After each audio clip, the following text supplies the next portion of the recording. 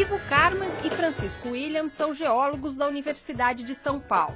Eles observam os registros geológicos de cavernas brasileiras e o que encontram alimenta o debate sobre o aquecimento da Terra e as mudanças climáticas antropomórficas causadas pela ação humana, ou naturais, que ocorrem normalmente sem a ação humana. A gente infere o clima a partir dos dados químicos do material geológico. No caso, eu trabalho com amostra de espeleotemas. Como é que elas crescem, exatamente? Ó, a estalagmite é um tipo de espeleotema, ou seja, é um mineral depositado no interior de cavernas calcárias. Nós temos o nosso acervo de amostras. A maior parte dessas amostras são amostras que já encontravam-se quebradas dentro da caverna. A paleoclimatologia, que é a especialidade desses dois geólogos, trata de investigar como era o clima no passado. Mas não é um passado recente, é um passado mais remoto, que tem duração de vários séculos, vários milênios ou até milhões de anos. Um passado com pouca ou nenhuma ação humana. A nossa função como geólogo é explorar a parte natural dessa mudança. Para você dizer que houve realmente um aquecimento global induzido pelo homem, tem que conhecer a mudança natural. Então a paleoclimatologia, ela estuda a variação do clima ao longo do tempo geológico. Sistematizar o clima do passado a partir do conhecimento das variações de temperatura e de chuva. Identificar a periodicidade das mudanças e da intensidade delas. E ainda, os padrões geológicos do lugar onde elas ocorreram. São parâmetros que solidificam um conhecimento de como o clima se comporta em um grande espaço de tempo, em uma determinada região. No caso, o continente sul-americano. Uma reconstituição muito bem amarrada ao longo do tempo e com dados confiáveis para interpretar o clima a partir dos registros geológicos.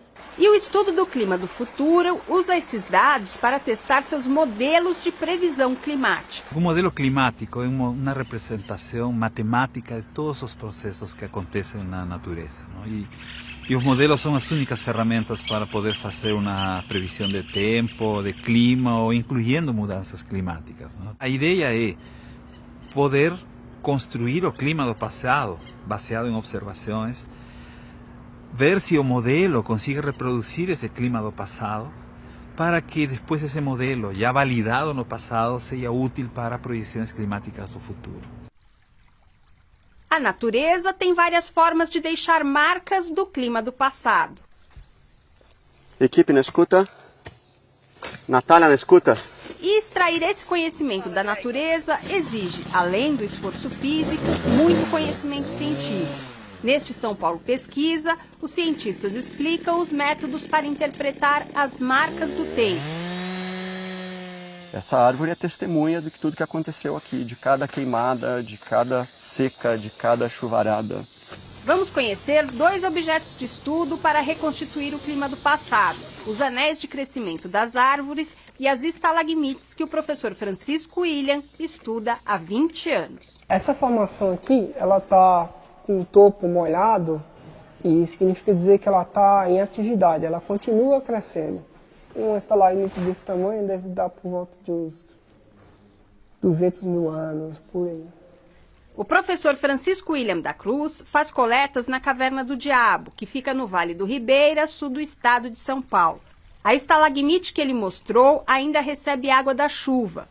Quem vai controlar o crescimento de uma estalagmite no interior da caverna é o gotejamento. Mas o gotejamento, por sua vez, é controlado pela chuva.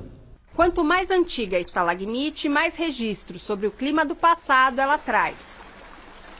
A chuva que atravessa o solo circula pela rocha calcária da caverna e nesse percurso ela dissolve dessa rocha o mineral calcita, formado por carbonato de cálcio, o CaCO3, que contém cálcio, carbono e oxigênio. Quando essa água se choca com o piso da caverna, a calcita precipita e forma a estalagmite. O oxigênio do CaCO3 é quem guarda a história da chuva na região onde está a caverna. Esse oxigênio aqui, em parte, ele vem da onde? Do H2O, que vem da chuva. Então, esse oxigênio ele vai participar do CaCl3 da nossa estalagmite que está crescendo. Essas camadas aqui, né? Com o gotejamento. Esse oxigênio, normalmente ele tem dois oxigênios. Um oxigênio mais pesado e um oxigênio mais leve.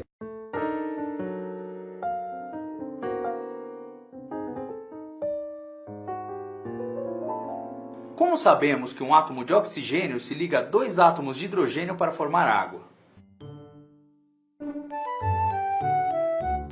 Essas ligações dependem do número de elétrons que cada átomo tem, e isso, por sua vez, é determinado pelo número de prótons no interior do núcleo. O número de prótons é, portanto, o equivalente à carteira de identidade dos elementos. Ele é chamado de número atômico. Mas o núcleo não é só feito de prótons. Ele também possui nêutrons, e nesse caso as quantidades podem variar sem alterar a identidade do átomo. Oxigênio, por exemplo. Em sua versão mais comum, ele tem 8 prótons e 8 nêutrons. Dizemos que seu número de massa é 16. Mas também há, em quantidade bem menor, versões com 9 e 10 nêutrons. Oxigênio 17 e 18. Eles são chamados de isótopos. Iso de mesmo, topo de lugar, porque eles ocupam o mesmo lugar na tabela periódica. Ao analisar uma estalagmite da Caverna do Diabo, em São Paulo, que foi formada pela água da chuva, os cientistas veem o quanto existe dos isótopos do oxigênio nas diversas camadas que ela tem. Isso indica a origem da água. Quando a presença de oxigênio 18, o mais pesado deles, é maior, é sinal de que a chuva veio de mais perto. Isso porque o oxigênio 18 é mais pesado e tende a cair do céu primeiro. Se a presença de oxigênio 18 é menor, a chuva veio de longe. O oxigênio pesado já caiu muito antes de chegar perto da caverna. A partir da composição isotópica, eu consigo dizer de onde veio essa chuva. Nós temos aqui o espeleotema, a parte de fora, foi cortado e aqui a estrutura interna dele com os cones superpostos. Aí vem a pergunta, bom, qual a idade dessa camada? Existe um método geocronológico de datação absoluta que se baseia na transformação do urânio em tório. Então é o urânio 235 que vai se transformar em tório 230. É o decaimento radioativo, quando um átomo se transforma em outro. O urânio é um elemento que costuma sofrer decaimento. Ele muitas vezes substitui o cálcio na formação da estalagmite. Sabemos que o urânio 235, um elemento pesado e instável, decai em tório 230, mais estável. Ou seja, ele cospe 2 prótons e 3 nêutrons. É impossível dizer exatamente quando um átomo vai sofrer decaimento. Mas dá para dizer estatisticamente numa amostra desses átomos quanto tempo leva para metade dela passar por esse processo. No caso do urânio 235, o tempo que leva para metade dele virar tório é de cerca de 700 milhões de anos. É uma boa escala, portanto, para medir o tempo geológico, de milhares a bilhões de anos. Fala com o pessoal da casa da administração, que a gente já está Sabendo a idade das camadas das estalagmites, os paleoclimatologistas conseguem determinar quando e quanto choveu. Esses espeleotemas, cada buraco desse que tem aqui, corresponde a uma idade. E ao longo do eixo do crescimento de um espeleotema, eu posso fazer várias análises químicas, e essas análises químicas vão ser utilizadas para interpretar o clima do passado. Por isso, todo o material trazido do campo passa por uma análise da composição química. Ela é feita no Centro de Pesquisas Geocronológicas do Instituto de Geociências da USP. As rochas precisam ser cortadas. É uma serra que vai fazer cortes com muita precisão. Depois de cortadas, as amostras são lixadas e lavadas. No laboratório, pesquisadores como Maria Graça retiram o pozinho de carbonato que será analisado. Com o material coletado na Chapada Diamantina, na Bahia, o professor conseguiu reunir dados importantes para entender como o clima vem se comportando no Brasil. Nós vimos que, em escala mais longa de tempo, que quando você muda o clima aqui em São Paulo, por exemplo, um período mais chuvoso, que segundo os nossos dados ocorre nos últimos 4.000 anos, no Nordeste você tem um estabelecimento do clima semiárido. Ao passo que aqui fica mais úmido, lá fica cada vez mais seco. Então, quando você compara uma amostra como essa, que vem da região da Chapada Diamantina, na Bahia, você verifica que o clima semiárido se estabeleceu nos últimos 4.000 anos. E aqui é exatamente o contrário. O clima ficou cada vez mais úmido nos 4.000 anos.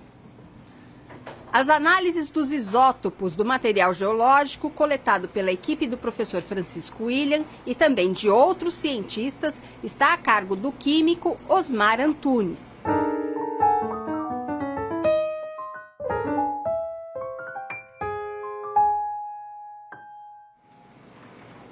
O químico formado pela USP fez doutorado na área analítica. O trabalho dele dá suporte à pesquisa do geólogo Francisco William.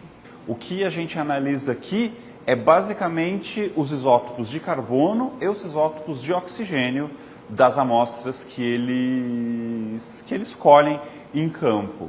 E esses isótopos de carbono e de oxigênio, principalmente de oxigênio, vão dar uma ideia da composição da chuva no período em que aquelas estalagmites foram formadas. Quando chegam ao laboratório de isótopos estáveis, as amostras preparadas pelos pesquisadores já estão prontas para análise. Como a estalagmite ela tem muitas camadas, então o volume de material que se produz para conseguir obter uma informação para uma análise de qualidade é muito grande. Então, por isso a gente tem 3 máquinas rodando aqui. Cada uma dessas máquinas dá uma média de 64 análises de amostra dia. No meu caso particular, o que eu leio no final é o íon molecular de CO2. E no CO2 eu já tenho as informações dos isótopos de carbono e de oxigênio. Feitas as análises, o Osmar vai se certificar de que todas têm resultados confiáveis.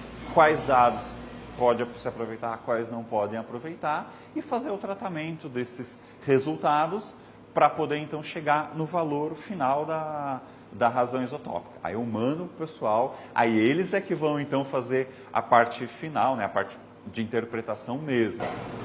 Uma estalagmite dá às vezes 1000 análises, então eles vão juntar o resultado de semanas de análise para tentar compor um quadro um pouco maior só para aquele fragmento de estalagmite que eles pegaram.